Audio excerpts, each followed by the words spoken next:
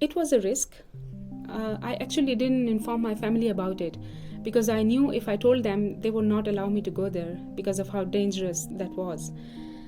I did feel a bit scared as well, but I thought it was a risk worth taking.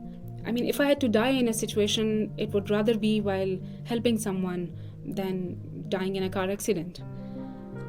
My name is Sitara. I come from the northwest of Pakistan, and I'm the first female graduate of my village. I joined the Red Cross back in 2005 when a devastating earthquake hit Pakistani side of Kashmir, and that was the biggest earthquake in the history of the country.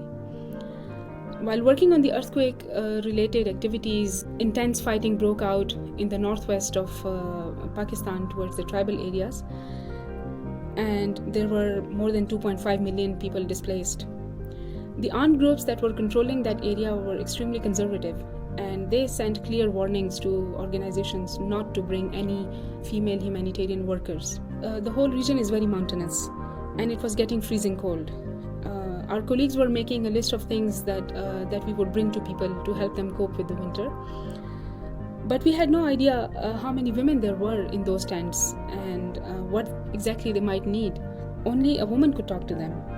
So I went to the IDP camp with my colleagues, and as soon as we reached the first camp, we were stopped and surrounded by a group of maybe 15 men. All of them had guns, and they asked my colleagues why they brought a woman after they had been clearly warned that no female humanitarian worker is allowed in the area. And my colleagues tried to explain, but they were not very keen to listen.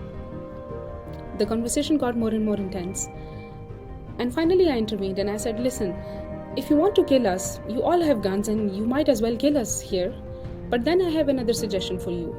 You go and kill all your women and children with the same guns, because if they don't get any help, they will freeze to death in this place. Finally, I was allowed to go, and I was able to talk to the women.